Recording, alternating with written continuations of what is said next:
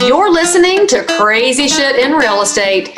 You'll be amazed at all these wild but true situations that others have found themselves in. Because on this show, you'll hear uncensored, unbelievable stories from the world of real estate. I'm Leigh Brown. Let's dive right in. I'm Leigh Brown. This is Crazy Shit in Real Estate. Today, you're going to get a little more information about what's happening in a specific niche of the market with a pro from over 20 years, Cheryl Spangler. So enjoy this conversation. Get your notepad out because you'll be a little surprised by the info. And I'll see you on the other side. There she is. Good morning. How are you? I'm doing good. Is your hair looking fantastic for the podcast today? Yeah, I have to get up and get dressed and actually, no, I'm just kidding. I'm actually meeting up with a client after this, so it's good timing. I mean, do we close more houses on good hair days? Because I think we do. Definitely makes a difference for me, how I feel. I mean, my confidence goes up on a good hair day. In fact, I told a lady her hair looked good the other day and she said, well, it's day 2. And I'm like, I feel you, honey. It's always better on day 2 because day 1, it's just not going to listen. Yeah. Well, thank you for being willing to come on the show. No, I really appreciate it. I actually really enjoyed listening to yesterday's podcast from Mackenzie, or I would say last week or whenever it was. That was really interesting to me. She was very interesting and had a really good perspective. I mean, it's kind of nice to hear from people before you know them. So then we are maybe judging them a little less. Yeah.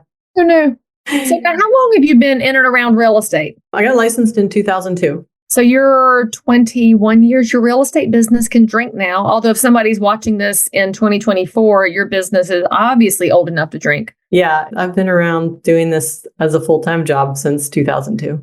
That might be the best marketing idea I ever came up with that I did not implement, which was when my real estate business was 21 years old. I wanted to do a whole campaign around my business could drink, but then I didn't. That's actually a good idea. Anybody who's watching this, if your business is heading into the 21st year, I mean, take that idea, use it. I can't. And now Cheryl's aged past hers too. So you can use the idea that we no longer can, because that's the gift of real estate. It keeps on giving. My daughter just turned 21. So yeah, all into the whole obsession over what can I do now that I'm 21? Yeah. Did you take her out for her first beer? We did. She's in college. So obviously it was the first. I mean, we obviously know she would never have broken a rule. Her name actually is Cambria. So I bought her Cambria wine. And then we kind of did like a celebration glass at a restaurant. So it was pretty cool. Wasn't there a Cambria car at some point? Was that a Volkswagen that had a Cambria model? Oh, if there's a car named Cambria, I'm not aware of that. There's chocolates, there's wine, there's more than I thought when I came up, saw the name. I mean, I remember the cabriolet was real popular, but I think there was a Cambria. I'm going to have to look because I have a brain worm if I don't find out. Cambria. Unless you're thinking cabriolet. Yeah, it's like a convertible. The convertible used cars for sales in Cambria, California. It's a Cambria brand car seat. We don't wish that on her quite yet. We'll give her a minute. Cambria Automobiles is made up of 3 brands. Oh, it's a British car company. Maybe I saw one on a vacation at some point or a speaking jaunt. Okay, so anyway, so you've been in the business since 2002. Why did you get into real estate and where'd you come from? When I graduated high school, I went to be a court reporter. And then I realized that I just can't sit and just do that. It was boring and I wasn't good at spelling at the time. So anyway, the whole job of court reporting, the real job is the afterward, where you're considered a scopist, where you got to transcribe. But I got a degree in computer science and then an MBA, and I started Georgetown with telecommunications. So I was really wanting to just focus on telecom, computers, stuff like that. And I ended up getting a job in California of a company that was going IPO. And then I loved my job. I just found that I kind of like gravitated to sales and marketing. And then I got pregnant. And I was like the one person who was like, I'm just going straight back to work. Like, I'm not like doing this whole stay home with the baby thing. And then after I saw him, I was like, I can't go back. I can't even work there. So for 13 months, we moved back to Virginia and I tried to kind of really scope out what I wanted to do. I did purposely choose this career. And I kind of interviewed people and was like, what's the worst part about being a real estate agent? Is it hard? And this one woman was like, don't do it. It's really hard. Most people don't run it like a business. You're going to find yourself in back taxes. I mean, I didn't realize at the time, like she was giving me the real lowdown of it is a challenging career. And I was like, well, then that means a lot of people are going to fail. So I'm going to do it. I'm like, if a large portion of them aren't taking it seriously, maybe not following through, treating it like a business, I'm like, I can do this. So it's pretty much been hardcore ever since. Okay, so of all the people I've ever met in my entire life, and that's a pretty good list, you're the first person I've ever met who wanted to be a court reporter. I have to ask, like, why? Were you watching Night Court and you saw a court reporter on there who was reading back over the notes? Or why in the world did you land on that? That's so interesting. I mean, it's funny. When I was in high school, my FBLA teacher, she was like, you're not going to be good at business. And I was like, what? I mean, for the teacher to say that, it was so weird how a lot of times people say things and then you literally drives you to be, it wasn't like I was like, yeah, I am. I'm going to go start one. But I was really good at typing. I can type very fast, even now, probably over 100 words a minute. And when a court reporter, you're typing like really 500 words a minute, but in shorthand. I know. And so that's what kind of got me started. I'm like, well, I can type really fast. I just need to learn this shorthand. And it's pretty cool. You get to hear all this court cases. I'm very interested in like different stories. I wouldn't get bored. But then it was like, at the time, like now it's pretty automated. But then I realized the whole profession was very, I don't know, like sexist, because the woman court reporter sat in the front, shut up, type. And it was just like, I can't do that. I just can't do that for hours and hours and hours. That's so funny. I mean, we hear that story a lot from people. Some random teacher in high school tells a teenager who has not got a complete frontal lobe, has no idea what's out there in the world, that you can't do X, Y, or Z. It's kind of wild that these declarative statements come out of anybody's mouth, especially about teenagers, because I wouldn't do real estate back then because it's what my dad did. And I didn't want to do any of this stuff that I've done, frankly, because teenager brain is different. Okay, so anyway, you landed in real estate, determined to not be a statistic of failure, which is, for those that are listening and viewing and you didn't really know, the rough stat has held steady for a long time. 85% of realtors quit within the first 2 years because of exactly what you're saying. They get in, they don't run it like a business. They don't understand how to do entrepreneur taxes. They're not thinking about the long-term play. And then they say, this is really hard, and they flash out. So I love that that person gave you really good, honest feedback so that you'd know what you were facing and you could choose to face it instead of going into it blind and then getting blindsided. So in the 21 years you've been doing real estate, what's been the one thing you've learned that you wish she had told you in all of those other things? What's the one thing that you learned that, man, if I'd only known this, things would have been different somehow? Well, I will say I've had a lot of failures in real estate and a lot of crash and burn low moments. And it just makes me want to help more real estate agents. But I would say, there was a moment, like I know I had 2 young kids, but there was a moment that I didn't take answering my phone seriously. And it's such a simple thing, but I remember going along, I'm like trying to get business. I did really well in the first few years, had a total crash in 2009. But I don't know what I was thinking, but I don't know. I see people do this right now. They just are not serious. Like, are you in business or are you not? And so I must not have answered my phone on a regular basis. But anyway, this message appears in my email. This was like maybe 2004, 2 years after starting. And I was like, oh, this guy emailed me about wanting to list his home. So I call him up and he's like, I didn't even think, I don't know why that popped into my email, but he had called me like 12 months earlier. I'm not kidding. And I don't know what I was doing. I didn't answer my phone evidently. And somehow this email just kind of popped into my email. And I was like, I went back to the email and I'm like, oh my God, it was like 12 months. What am I thinking? Like, he literally answered the phone and he's like, yes, I did call you because of your marketing, but I sold with someone else because you never responded to me. That was the moment I was like, I am going to answer my phone. And I know people are like weird about, you got to find life balance, but still respond back, answer my phone. And then, so I just conversation with the guy and apologized that I didn't respond back to him. And he's like, yeah, I found someone else. I actually called you a couple times and sent you an email. I was like, man, I don't know. And so now if I talk to new people, I'm like, I know whether they're taking their business seriously, if I can get a hold of them. When I try to refer people out, even like if never answer phone. So it was a wake up call for me. I mean, because it's the lost revenue, but then it's also that feeling in the pit of your stomach of, oh crap, my marketing worked. I did all the marketing. I did all the prep work and it had an impact. And then failing to act took the result away. And I'm with you. It's kind of wild how many people get into sales and then don't want to talk to anybody.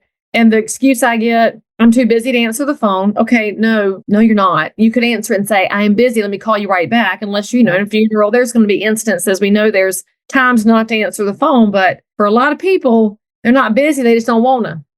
Yeah. They'll say, well, what if it's a scam or what if I don't know the person? Okay, you don't know everybody you're ever going to serve. I don't know who my next past client's going to be. I should probably answer so I can talk to them. Yeah, we do get a lot of spam, but we still have to answer if you're doing ads and you've got Google calling. Just hang up if it's a spammer. I've implemented a really good mobile spam blockers. Verizon has a default one called Call Filter that you can download. But yeah, it's improved. But I would say the other thing would be just literally not overextending yourself on your prospecting methods. Because there was a point where I was trying to do everything, your referral, you're buying leads, you're marketing to this person, that person. It's just consistency, follow through with one type of buyer or seller was probably the one thing that changed my business. If you are remotely awake, then you know that we are heading into some really tricky economic times. We have home buyers that have put the kibosh on buying. We have sellers who have found out suddenly their houses aren't dipped in 14 karat gold. And as a realtor, you are still trying to keep up with the business you have and trying to answer questions in the meantime while also managing sky high fuel cost at the pump. Never fear, because my new video course is coming out right now and it's called How to Dominate During a Recession. I've been a realtor for 22 years. My business went up every year during the Great Recession, and it's all because of education. This course is 4 modules. There might even be some bonus content for you. The price is $199. I am delighted to bring this out as quickly as possible because, friends, there's no time like the present to make sure our neighbors are stronger and we protect the American dream. Click on this link, www.dominatethisrecession.com, and I'll see you there. Now, back to this amazing content. So talk to me about that a little bit. Which area did you land in? And was it because it was very good with results, or was it because it resonated with your personality type? Because obviously different kinds of marketing look different with different people putting it out there. Well, between 2002 and 2008, I basically just implemented the Craig Proctor marketing system and did a lot of talk. Yeah. I really loved his stuff. He was very progressive. He had the talking house, and it got me into the voiceover thing. And that also helped me speak clearly, because then you realize how much slang you say. You don't pronunciate your words. But anyway, yeah, really obsessed with that now because it just started way back. So I did really well doing that. After a 2-year start of not having a deal for 13 months, I did not have my first deal for 13 months. And so I learned to prospect. But in 2008 and 9, my husband and I, we got divorced. And just make a long story short, we ended up having to short sell 2 of the 3 homes we had. Wow. And during that, it was okay, well, the divorce happened and we were well, I'll take ownership of the 2 homes that need to be short sold and I'll let you keep the primary. We had this whole agreement. But that process was so, I would say, I don't even know how to describe it, but that's exactly why I got into it. It was degrading, made me feel like a piece of shit. My coworkers were like, oh, you bought a home you couldn't afford. Obviously, there's a bunch of people who did things they shouldn't have. They got overextended. We couldn't find renters to pay. And long story, we had to do something. And I ended up negotiating that with the bank myself, figuring out the process. No one seemed to be available to help. Attorneys, they were just want to charge you a bunch of money. And so I was thinking, first you get in this slump. And I actually took a job during that year with Clipper magazine. People think real estate's hard. Go door to door trying to hard sell people magazines. Forget it. I came back to real estate this is freaking easy. It was very, very difficult. I still sold people. But after that experience, I ended up with a deficiency judgment myself, ended up declaring bankruptcy. Not afraid to say all this because there's a point where you're I will never be worthy. I will never come back from this. And I don't want to get all emotional on this. I love what you said, though. You used a word I have never heard used before talking about short sales, and that was how you felt degraded in the process. And I don't know that we've ever really had a lot of conversation about the emotion that people go through in that process. Because on the real estate side, we're looking at the numbers and we're like, it's going to take months and there's all these process things. And even if you have a skilled agent who can handle the process, there is a huge emotional hit that you go through when you have to deal with that. And you were dealing with a double hit because it wasn't just the numbers on the house, it was the loss of your marriage. And so you're dealing with two wildly earth-shattering things. And then you have to come back from that. And when you get really low, I mean, what a gift you're able to give to people now by being vulnerable and telling them it's going to hit you emotionally.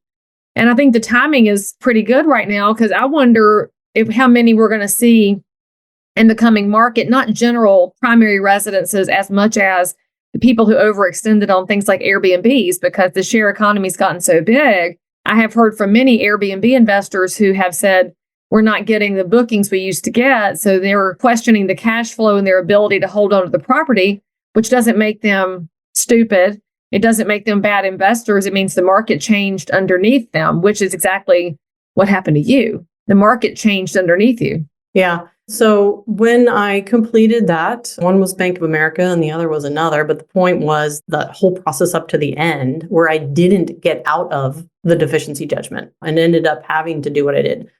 I was like, I can't be the only one going through this. It doesn't matter if you're a real estate agent or whatever. Like, literally, I can't be the only one out there searching for what options do I have. I actually had more options than what I took. I didn't realize. And so I said, when I signed that last document, I was like, I am going to create a system that everyone who's in foreclosure will get some communication from someone, even if they choose not to respond. And I will make sure that every single person I help does not get a deficiency judgment. And I think that was in 2010, Virginia Home Rescue was basically born. And that's what I run right now. Like, I run it separate because there's a lot of people, like I do regular sales, and people like to keep them separate because people who aren't in distress don't want to associate with a realtor who focuses only on that. So I keep Virginia Home Rescue separate from Cheryl Spangler Real Estate. And people who get help know who I am, and people who don't just never see it. And basically, Virginia Home Rescue is me mailing every single person in Virginia who is going into foreclosure and giving them the options. And I've kind of tweaked this letter, but I wrote the letter that I mail them from my own wishing, what I wish someone would have sent to me. And I ended up hooking up with some attorneys, realizing that, there's a lot of people going through it that do declare bankruptcy. So obviously you need to relate, have an option for people. They don't want to always get out of their house. So it's like, okay, well, if you want to stay, here's your options. And I just created like a team. I say like movers, junk removal, not appraiser, but attorney, all the people that could help someone who's in a home that is in distress. And then I've been doing that for 12 years. Basically, I am so passionate about it. I will go beyond to the end, even if I'm not making money, to literally help someone. I have a story of someone that I just helped that is amazing. It's amazing if we have time. Go for it. Tell us about it. Actually, it was just this year. The only money I spend is mailings, money on stamps. And I don't do bulk mailings because I actually sign each one and write something in each one. And for every probably, I'd say 130 mailings, I probably get 4 phone calls. And the same attorney that I've worked with for 12 years, which by the way, was the one that helped me. And so believe it or not, you can go back to that person and not feel like you're like still in that place. So right now, okay, the difference between 2009 and 10 and 12 and now is that I was helping everyone then do short sales. And now everyone's just going to auction. And so if you want stats for yourself, actually, I pulled them. 1 in every 1,000 homes in Virginia go into foreclosure. And that's a current number? That is like right now. Yes, right now, 1 in 1,000 homes in Virginia. Just to give you an example, like in North Carolina, 1 in 816 homes are right now in pre-foreclosure with a letter telling them they're going to auction. There's 300 people today, this morning in Charlotte that need a letter. They need help. Yes, I use ChatGPT, my son's ability to do coding. And we basically, every morning I wake up in my Excel spreadsheet is today's people who have been given pre-foreclosure notice. And so this morning I woke up, there's 92 people in Virginia and they need help. I'm going to mail them. That's my mentality. And so it's not like, what do I do to prospect? It's like, there are 92 people that need help and I'm going to mail them and I'm going to remail them. They get 3 letters. It's another reason right here. This stat you're giving right this second is the reason real estate information should not come from the mainstream media, because we've been told nonstop from all of the loudest microphones that there is no foreclosure problem. There is no anything going on. But as you and I both know, it almost doesn't matter what's happening in the economy. Somebody somewhere is having trouble with their house. I just had no idea it was that many because it's not my specialty. And you've chosen to make it your specialty because you have this heart for them not feeling ignored, lost, and not having a resource should they choose to take it. So when these 4 people reach out to you out of 130, and I love that you know your numbers so well, but then you still call it probably. So maybe don't say probably anymore when you know it's 4 out of 130. So when 4 people reach out to you, what's their response? Are they angry? Are they sad? Are they curious? Are they desperate for help? What is the general sense that you get from the person who responds? Well, the 2 things that I mail them is a letter with all their options and to call or text me. And I actually started adding this like text back thing on there because I noticed people would rather text. So I get a lot of texts. But the second thing I add is literally a cash offer. So I have a number of investors, some who can close in 5 days, some who need 14 to 21 days. And basically, I figure up the current market value of their home and what the investor actually would need to buy it for him to make money. So, I mean, I'm still thinking about profitability of like the business. And then I propose an offer and say, this is an offer. We have an offer for you. So they're normally calling to say, if they're willing to call, it's to say, I want to take the cash offer. And then I ask them 4 questions that basically qualify whether we can move forward. And then I move forward. So they're very upset. They're very upset. They're wanting the cash offer. They see a glimmer of hope, and their goal, different from 2010, is they're actually going to auction. Like they didn't put people in auction in 2010. They just helped them short sale. Now it's like, well, what's your foreclosure date? What's your auction date? And before I even mail anyone, I already know their foreclosure date. So yeah, they're calling to basically to get out of it. Now, some of them they can't. So probably out of 4, it actually probably 1 out of 8, I end up listing their home. And I either list it with an investor in hand, or I list it because, hey, you still have like 2 months you could sell. And that's where your ability to give them a really complete list of options is unique in the marketplace, because most of your competitors either don't know that this is going on or that there's options and aren't presenting the full array. And we do hear a lot of people fuss about the cash investors, but cash investors play a place in the market because there are some people who don't have the time and they don't have the ability to make the house market ready. I'd say what's unique about you is that you're talking to them about, here's what options you have. And I think that's definitely a superpower. But I interrupted you by asking questions. You were going to tell us a story about somebody. Okay, well, the story, one of the letters went out to someone in Front Royal. I've been wanting her to get on a podcast, and I think she will eventually. And she was going to auction. She had about a month. And I had a locked up investor attorney ready to buy her property. And it was a good, like in our mailing, we make sure that the fair market value of the home, that there's at least 80,000 or more in equity from compared to what they owe. So every single person I mail actually is a potential like make money for an investor. So she had 150,000 difference in what the market value was versus what she owed. She called and she's like, I need to take this deal. Her circumstance was divorce. Her husband actually is crazy situation with her. I don't get into the personal stories. That's another thing. Like, even though I'm all heartfelt and everything, everyone has a story. So I don't get all emotionally involved, but sometimes I'm like, I don't care what it takes. I'm going to help that person. So what happened, we do the 4 things that are needed right before, in order to close.